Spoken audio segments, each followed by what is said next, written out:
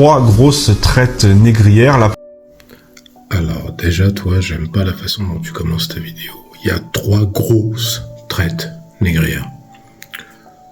C'est pas du racisme primaire, hein, parce que j'ai fait une autre vidéo sur le racisme anti-blanc supposé.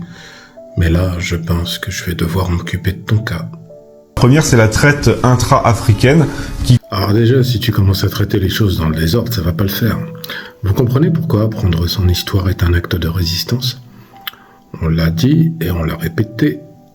Le chasseur ne glorifie jamais le lion lors de sa chasse, n'est-ce pas ? Donc là, déjà, tu commences dans le désordre, ce qui a le don de m'énerver. Ensuite, tu dis la traite intra-africaine. Alors, il faut vous poser une question. Qui a décrété ces noms ? Vous noterez qu'il a mis sur sa vidéo un petit tableau avec les chiffres. Bon, après, les chiffres, il va nous les donner, hein, vous allez rire. Mais qui a décrété que ça s'appelait la traite intra-africaine ? Ouais, vous savez pas ? En fait, ce sont les historiens occidentaux qui ont nommé la traite arabo-musulmane, la traite atlantique et la traite intra-africaine, ou traite intérieure, n'est-ce pas ? Ce qui est très curieux, c'est que je l'ai fait dans la précédente vidéo, la traite orientale, parce que c'est comme ça que les historiens des autres continents l'appellent, n'est pas une traite à vocation religieuse. C'est une traite qui est la conséquence de beaucoup de choses, certes, en lien avec l'islam, bien entendu, ça on va pas le nier, mais c'est pas une traite islamique, c'est pas une traite arabo-musulmane, pas du tout. En plus, je l'ai dit dans l'autre vidéo aussi, la traite atlantique n'est pas qualifiée de traite chrétienne ou traite judéo-chrétienne ou traite française, qui avait de très grands ports négriers. Non, on l'appelle la traite atlantique, parce qu'il y avait la fameuse traversée, n'est-ce pas, la voie du non-retour. Donc déjà, le terme traite intra-africaine n'a aucun sens puisqu'il est attribué par des historiens occidentaux qui, vous allez le voir tout au long de cette vidéo, ont tendance à vouloir nous faire nous culpabiliser, que ce soit les musulmans, que ce soit les Africains, mais on va démonter ça. Comme son nom l'indique, concerner les Africains entre eux, parce que oui, c'était une tradition africaine. Eh bien, c'est comme ça que la propagande commence. Oui, c'était une tradition africaine. Alors, esclavage, du terme latin sclavus, qui en fait concernait les populations des Balkans. Il y avait même la Sclavonie qui a donné esclavage. Donc déjà, ça n'a rien à voir avec l'Afrique, pour commencer. Ensuite, si on veut aller par là, même le mot Afrique, il n'est pas correct. On pourrait parler d'Al-Keboulan, le paradis perdu, ou de Kathiopia, peu importe. Mais en tout cas, on va répondre à cela, parce que très sincèrement, c'est consternant. Parce que déjà, je ne sais pas qui est ce monsieur, je m'interroge, je suis très perplexe sur son niveau. Mais voilà, dire que les Africains le pratiquaient depuis longtemps, c'est totalement faux. L'Afrique en tant que continent, avec l'ensemble des royaumes qui ont composé l'Afrique, des grands royaumes, que ce soit le royaume Congo, le royaume du Mali, etc., les Kouches, les Égyptiens, il n'y a jamais eu d'esclavage de masse. Ce qu'on appelle l'esclavage, les traites négrières, c'est un cas unique qui vient d'abord par les Arabes en 652, n'est-ce pas, traité de Bacte, 360 personnes par an dans un premier temps. Et il faut savoir que les Arabes ont un souhait d'expansion pour aller s'étendre en passant par le haut de l'Afrique, c'est-à-dire l'Égypte, la Libye et le Maghreb. Et après, ils vont remonter en Andalousie, vous connaissez déjà l'histoire. Néanmoins, ils font des razzias et nécessairement, ils introduisent cette notion de capture. Mais hormis ce début de traite en 652, est-ce qu'avant, il y a eu de l'esclavage ? Non, il n'y en a pas eu. Maintenant, ceux qui ne sont pas d'accord, ils n'ont qu'à le mettre en commentaire. Je me ferai une joie de leur répondre. Alors, je vais vous dire pourquoi il n'y en a pas eu. C'est qu'en fait, c'était pas une pratique nécessaire. C'est-à-dire que, bien sûr, quand il y avait des guerres entre royaumes, on peut en citer plein, et qu'il y avait des ennemis à éloigner, ou par exemple à terrasser complètement, à éradiquer au lieu de les tuer, parce qu'on ne pouvait pas les tuer, ils étaient protégés, enfin il y a plein de choses. Il y avait des mises en servitude, voilà, avec des fois des demandes de rançon, etc. Mais il n'y a jamais eu de commerce africain d'individus noirs entre noirs. Ça n'existe pas. Bien avant que les Européens arrivent. Donc les Européens arrivent. Petite précision. Les Européens sont arrivés, on va dire officiellement, en 1483 par l'intermédiaire des Portugais qui vont arriver au Congo. Et donc c'est d'ailleurs eux qui vont appeler le Congo Congo. Parce qu'avant c'était le royaume Congo avec un K, eux ils vont l'appeler Congo avec un C. Bon, ça c'est pour la culture. C'est eux aussi qui vont nommer le Cameroun, hein, le pays de la crevette, Cameroun. Et il y a les Français aussi qui sont installés sur les côtes du Ghana, qui ont une exploitation d'or. Ils ont même fondé une mine, hein, la mine, qu'après les Portugais vont racheter, parce que les Français, ça leur coûte trop cher de faire des allers-retours, et qui vont appeler El Mina, qui existe toujours. Ensuite, les Européens vont ouvrir plus de 80 comptoirs tout au long de la côte, hein, c'est-à-dire la côte au Sénégal, le Ghana, à l'époque la Côte d'Ivoire, hein, ça s'appelait pas comme ça, la côte d'Opale, etc. Ils vont descendre tout au long de la côte, le Cameroun, pour pouvoir avoir des comptoirs qui vont nous permettre de pratiquer justement l'esclavage. Donc après, dire qu'ils ont fait ça avant que les Européens arrivent, bon, c'est totalement faux. Néanmoins, je vous vois venir, enfin pas tous, certains, parce qu'il y en a toujours qui viennent pour faire des commentaires étranges. Là, vous vous dites, mais on parle bien de la traite, parce que si on fait dans l'ordre, hein, traite orientale, traite atlantique, et la fameuse traite intra-africaine, qui n'est qu'une traite de propagande en vérité. Mais est-ce qu'on peut considérer que des Noirs ont vendu des Noirs ? Alors, si on prend le cas du Dahomey, fondé par le roi Ouad-Badja, n'est-ce pas ? J'ai écrit des livres sur ce sujet, d'ailleurs mon livre Toya sort le 15 septembre. Toya du Dahomey, il parle tout à fait de cette situation. Il y a aussi Akoni Yoruba, voilà, qui en parle. Ça traite exactement, justement, de l'esclavage en 1772 et bien sûr Solitude 1 et Solitude 2, qui parle aussi de ça, enfin qui parle plutôt de la Guadeloupe, mais néanmoins la mer de Solitude venant du Dahomey, c'est une Yoruba, Ayomide, j'en parle aussi. Alors, pourquoi j'en parle ? Parce que on peut pas le nier, le Dahomey, par l'intermédiaire du port de Ouida, était une place centrale. Mais est-ce que c'est le Dahomey, le roi Ouad-Badja, lorsqu'il fonde le Dahomey, est-ce qu'il a l'idée de se dire on va faire de l'esclavage ? Non. Les Portugais sont en place. Ouad-Badja, lorsqu'il fonde le Dahomey, c'est un petit royaume qui est enclavé au milieu d'autres grands royaumes. Le grand royaume de la Békouta, les Yoruba, par exemple, les Oyo, etc., les Gon, ce sont des royaumes qui sont assez offensifs, donc le Dahomey a besoin de richesses pour pouvoir obtenir des armes. Or, à l'époque, on doit reconnaître que les Africains ne fabriquaient pas de fusils. Donc, maintenant, je fais une parenthèse. L'histoire de croire que les Européens viennent avec des miroirs, de la soie, de l'or, et qu'en fait, ils disent, bon, écoutez, donnez-nous 200 personnes, et on va vous donner tout ça, là. Ça n'existe pas non plus. Par contre, ce qui existe, ça il faut le dire, dans le cadre de l'expansion du Dahomey, hein, quand ils vont unifier le royaume, qui par exemple lorsqu'ils vont faire la conquête de Ouida, qui à l'époque n'appartient pas au Dahomey, mais qui va rentrer dans le royaume du Dahomey, c'est une province, eh bien oui, effectivement, le roi du Dahomey va, et d'ailleurs on a la continuité avec le roi Guézo par exemple, mis en place par les Anglais. Il y a 12 rois au Dahomey. Après, bon, c'est Béhanzin qui va se battre contre les Français, mais ça, c'est un autre sujet. Ce que je veux préciser, c'est qu'en fait, ils ont besoin de fusils. Donc, pour obtenir ces fusils, ils vont faire du commerce avec les Portugais, qui, eux, vont récupérer des esclaves. Mais c'est pas... Le Dahomey n'a pas une politique d'aller, sur les terres pour aller chercher des esclaves et les vendre. C'est qu'en fait, Ouida est un carrefour. Vous avez des Arabes, vous avez des Asiatiques, vous avez des Européens, tout le monde vient acheter plein de marchandises, parce qu'ils ne viennent pas nécessairement acheter que des esclaves, mais les esclaves sont une des marchandises qui est proposée par les comptoirs portugais, qui ont même un fort, hein, le fort de Sao Paulo, qui est là-bas, et en fait, ce qui se passe, c'est que l'allusion de penser que le Dahomey, par exemple, est un pays marchand d'esclaves, historiquement c'est faux, parce que, je le redis, je ne suis pas en train d'excuser le Dahomey, je suis en train de simplement rétablir l'histoire. Le Dahomey n'est pas un pays pourvoyeur d'esclaves, hein. C'est plutôt un pays qui cherche à prospérer pour se protéger des autres royaumes et à pacifier la région.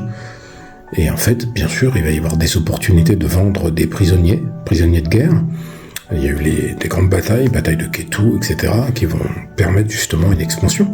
Et il faut se débarrasser de ces gens-là, parce que sinon ils vont revenir et ils vont continuer la guerre pendant des décennies. Donc tout ça pour dire qu'en fait, considérer que c'est une traite à proprement parler qui partirait de Ouida ou du Dahomey, c'est faux. Après, en dehors du Dahomey, vous allez peut-être me parler des Mandingues, parce que vous avez tous lu Racine, j'espère, de Axel Helley. Le film aussi, Kunta Kinte, dit ton nom, Toby Kunta Kinte. Vous avez aussi l'excellente série Roots, ou la série Racine, qui est l'adaptation justement du livre Racine. Si vous vous souvenez bien, lorsque Kunta Kinte se fait capturer, c'est par des guerriers Mandingues. Donc, parce que, il faut le dire, les musulmans ne pratiquaient pas l'esclavage envers d'autres musulmans. Et comme les Mandingues étaient musulmans, comme ceux du Bambara, le royaume du Soudan, l'actuel Mali, ou le Sénégal, à l'époque ça s'appelait pas comme ça, mais peu importe, ils sont musulmans, donc ils peuvent pas être mis en esclavage. Donc du coup, il est clair que eux vont se vendre au meilleur prix, au plus offrant, pour aller effectuer des razzias pour le compte des Arabes et pour le compte des Européens. Parce que les Européens tombent malades quand ils rentrent dans les terres. Après, est-ce que ça veut dire que les Noirs ont fait du commerce? Non. Est-ce que les Noirs ont mis en place un système pour vendre d'autres Noirs? Non plus. Est-ce qu'on peut considérer que c'est une traite au même titre que la traite atlantique ou la traite orientale? Certainement pas. Cette traite a concerné 14 millions d'individus selon Patrick Manning. Bon, maintenant on tombe dans les chiffres. 14 millions. Il faut bien comprendre les choses. 14 millions. Mais avant cela, il faut dire qui est Manning. On parle de Patrice Manning. Alors, moi je vais vous dire qui c'est parce que je le connais. Patrice Manning est l'ancien Premier ministre de Trinidad et Tobago. Donc en fait, il est mort en 2016. C'est d'abord un géologue. Ensuite, il va se passionner pour l'histoire. Il est catégorisé comme historien américain. Néanmoins, il n'est nullement une référence dans la matière. Ça, il faut le dire.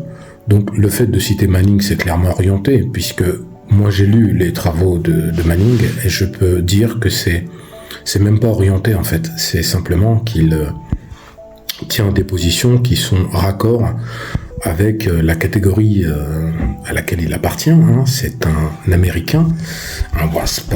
Donc il est très clair que, en fait, les historiens occidentaux ont tendance à penser qu'ils savent mieux que nous pour l'histoire de l'esclavage, mais on est en train d'inverser la tendance. J'ai envie de dire qu'il faut plutôt se référer à plusieurs historiens africains, Zerbo, le Burkinabé, Théophile Obenga, Cheikh Anta Diop, c'est les classiques, Ndiaye pour les génocides voilés, il y en a d'autres. Moi-même, j'ai écrit des romans historiques, justement, qui permettent de documenter, je vous l'ai dit, sur l'esclavage. Ça permet de pouvoir accéder à des informations de manière un peu vulgarisée. Néanmoins, on en revient aux chiffres maintenant. 14 millions. Alors, il faut savoir que, selon ce monsieur, la traite orientale, on est à 17 millions, voire 20 peut-être. La traite atlantique, 11 millions, qui a duré 400 ans. Et la traite africaine, selon lui, intra-africaine, 14 millions. Donc vous avez la traite la plus longue.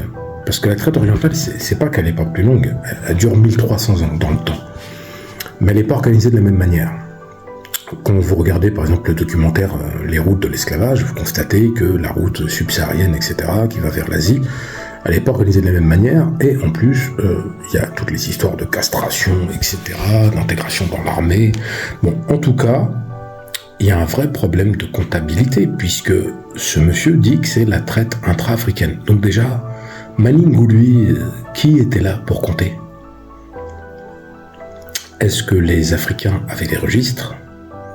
Je ne le crois pas. Est-ce que les Africains avaient armé des bateaux, pour pouvoir déporter des Noirs je ne sais où? Je crois pas non plus. Maintenant, vous allez me dire, oui, mais ils ont été livrés dans les comptoirs aux Portugais, aux Hollandais, Anglais, Espagnols, etc., Français. Ah, attention, parce que s'ils ont fait ça, ça veut dire que les Noirs qui sont comptés comme esclaves, comme captifs, ils sont dans la traite atlantique, puisque ce sont des Européens qui vont les déporter et leur faire la grande traversée du milieu vers les Antilles et les Amériques. Donc là, déjà, on a un problème de façon de compter. Moi, je vois pas comment on va compter 14 millions. C'est un chiffre qui est donné n'importe comment. En plus, la durée supposée de la traite intra-africaine, elle est largement réduite par rapport à la traite atlantique. Et bizarrement, la traite atlantique en est à 11 millions. Donc, sachez que je vais faire une vidéo spéciale sur ces chiffres-là. Et je vous l'annonce, hein. Moi je le dis de manière très claire, on est plutôt à 250 millions de victimes sur la traite atlantique, ce qui est un chiffre totalement effarant, rapporté à la Shoah par exemple, où on compte 6 millions de morts.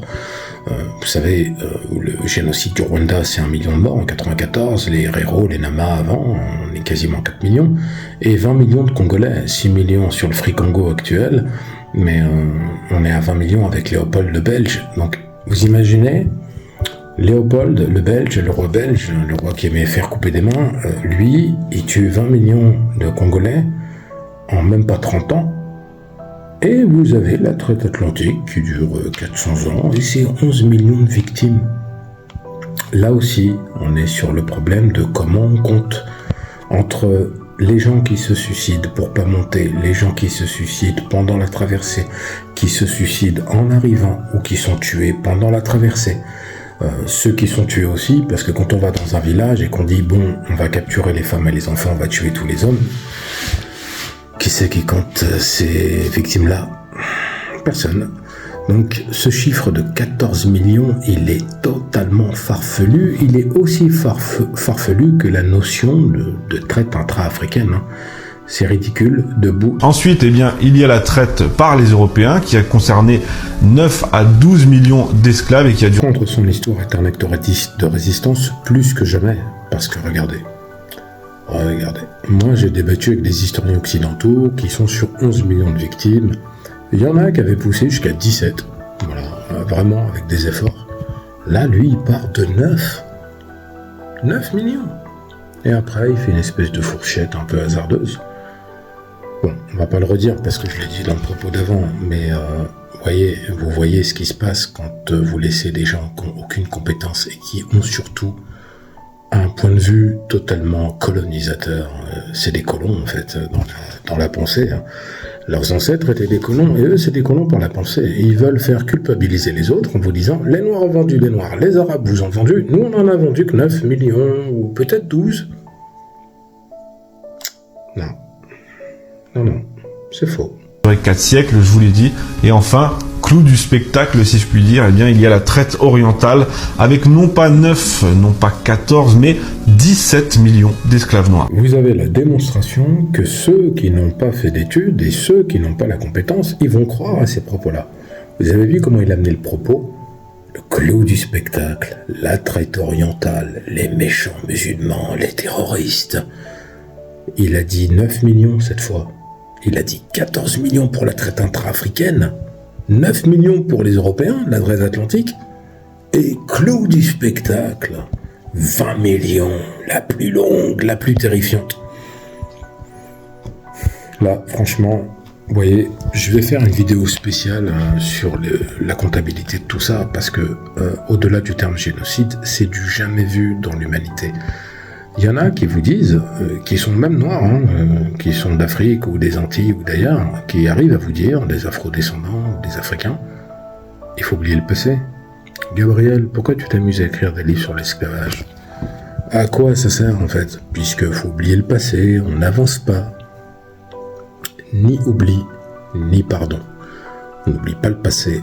Et je l'ai déjà dit, je vais le répéter, le passé nous permet de comprendre le présent pour mieux anticiper le futur, parce qu'un peuple qui ne connaît pas son histoire est condamné à la répéter. Mais bon, nous, ça ne nous arrivera pas, parce que, vous le savez, c'est l'émergence justement de nouvelles générations d'intellectuels, tels que moi et d'autres. On écrit des livres, on fait des films, il faut qu'on soit de plus en plus nombreux, donc abonnez-vous, commentez, partagez, diffuser et surtout gardez à l'esprit que si on ne fait pas entre nous, vous savez, là c'est sur TikTok, ou sur Instagram ou ailleurs, mais quand je vais dans des lives parfois, il y a des insultes, les gens s'insultent les uns les autres, lui avoir raison. Alors il y a ceux qui sont anti-religieux, il y a les Kamites avec les Hotep, etc. Puis vous avez les panafricains, enfin tout ça c'est bien, mais c'est par des travaux sérieux et par un apport construit qu'on va pouvoir faire bouger les choses. Il y en a de plus en plus qui le font Et moi, je suis solidaire de tous ceux qui contribuent justement à l'apprentissage de notre histoire et à la réappropriation de ce qu'on nous a volé, parce qu'on ne le récupérera pas. Mais en l'honneur de nos ancêtres, on se doit de combattre par les idées. Merci à vous. Il y a d'autres vidéos qui vont suivre. Continuez, likez. Merci pour votre soutien et pour la force.